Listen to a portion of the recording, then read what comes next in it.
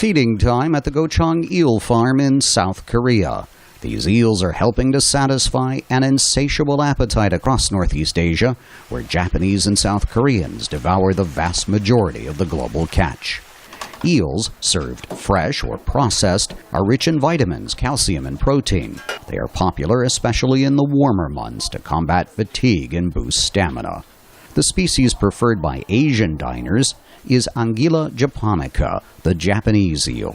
The eel's larvae migrate from the Philippine Sea to rivers around China, Japan, and South Korea, where the species is overfished.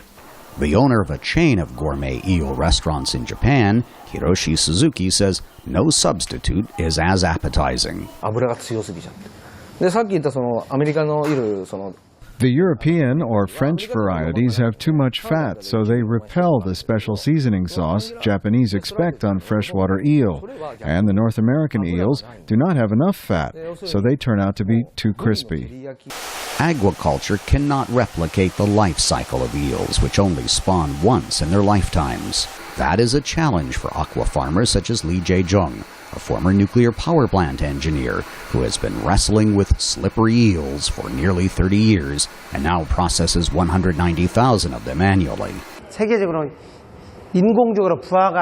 Eels cannot be hatched artificially. Nearly all eels that are farmed come from the sea.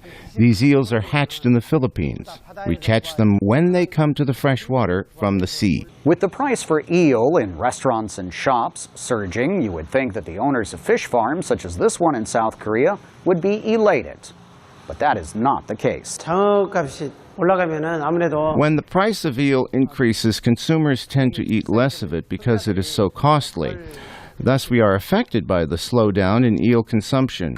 However, our operation is able to withstand the downturn better than most others. In the past year, high prices have forced an estimated 1/3 of the eel restaurants in South Korea and Japan to close. Other restaurant owners, such as Hiroshi Suzuki, support restricting trade in the japonica variety to keep prices high. If the prices decrease, then department stores and supermarkets will be in competition with us for the limited supply, and the eel restaurants will not be able to get an adequate quantity. Some conservationists say even stricter measures are needed, such as banning all catches of adult eels and sharply limiting those of young eels. Otherwise, they predict, some of these eels, which have been around for tens of millions of years, will become extinct.